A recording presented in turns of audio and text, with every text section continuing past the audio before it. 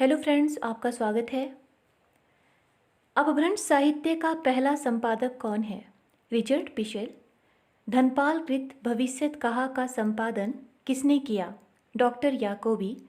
सिद्धों की अपभ्रंश रचनाओं का संपादन किसने किया? हरप्रसाद शास्त्री। पयमचर्यु के उत्तरार्ध भाग की रचना किसने की? त्रिभुवन।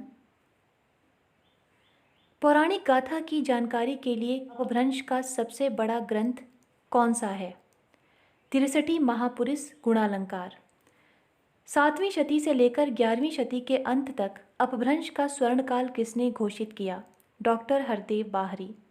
दामोदर पंडित ने कौशल की भाषा को क्या कहा है? अपभ्रष्ट। अपभ्रंश का सर्वाधिक विवादित पहलू क्या है? अपभ्रंश के भेद। नमी साधु ने अपभ्रंश के कितने भेद माने हैं? 3। उपनागर, आभीर, ग्राम्य। मार्कंडे द्वारा किए गए अपभ्रंश के भेदों में से किसका संबंध गुजरात की बोली से है? नागर। उपनागर कहाँ की बोली थी? राजस्थान। सिंघली के आदि रूप को क्या कहते हैं? एलू। मार्कंडे ने सिंधो देशोद्भव किसे कहा है? ब्राचड़ को। प्राकृतानुशासन के लेखक कौन है? पुरुषोत्तम देव। याकोबी ने किस ग्रंथ की भूमिका में अपभ्रंश के भेदों का उल्लेख किया? सनत कुमार चरियु। अपभ्रंश के कितने भेद हैं? 4। पूर्वी, पश्चिमी, उत्तरी, दक्षिणी। हिस्टोरिकल ग्रामर ऑफ अपभ्रंश के लेखक हैं डॉक्टर तगारे। नामवर सिंह के मतानुसार अपभ्रंश के कितने भेद हैं? 2। पूर्वी और पश्चिमी। अपभ्रंश में राम काव्य के प्रथम कवि हैं स्वयंभू। अपभ्रंश का एक रूप खस है। खस का एक अन्य नाम क्या है? दरद। सौराष्ट्री या नागर अपभ्रंश का संबंध है गुजरात से। पैशाची अपभ्रंश का एक अन्य नाम है केकय।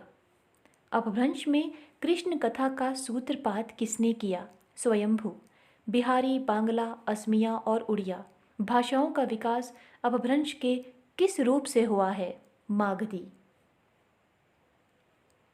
अर्धमागधी अपभ्रंश से हिंदी के किस रूप का विकास हुआ है? पूर्वी हिंदी। पश्चिमी हिंदी, पंजाबी और गुजराती का विकास अपभ्रंश के किस रूप से हुआ है? शौरसेनी। ब्राजर अपभ्रंश से किस भाषा का विकास हुआ है? सिंधी। सौराष्ट्री या नागर अपभ्रंश वस्तुतः क्या है? शौरसेनी अपभ्रंश का पश्चिमी रूप। सिद्ध कवियों की भाषा का विकास अपभ्रंश के किस रूप से हुआ? अर्धमागधी। सिद्ध कवियों की भाषा को सांध्य भाषा किसने कहा? अद्वैव्रज और मुनिदत्त। सिद्धों के प्रथम कवि हैं सरहपा। सरहपा को बांग्ला का प्रथम कवि किसने माना है? Doctor B Bhattacharya. अपभ्रंश में कितने लिंग हैं? 2। पुल्लिंग और स्त्रीलिंग। अपभ्रंश में किस कोटि के शब्दों का बाहुल्य है? तद्भव। कोंकणी अपभ्रंश से विकसित हुई महाराष्ट्री।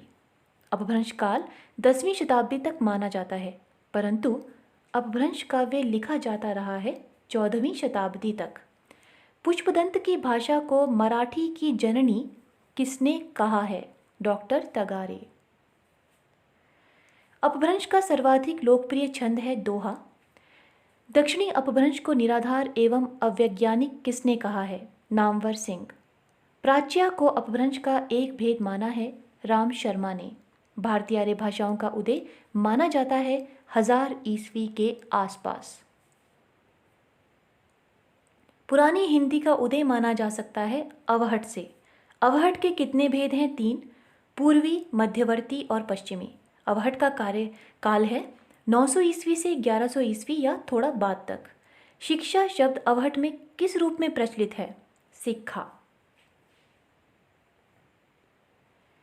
वर्ण रत्नाकर, कीर्तिलता और कीर्ति पताका में किस अवहट का प्रयोग हुआ है? पूर्वी अवहट।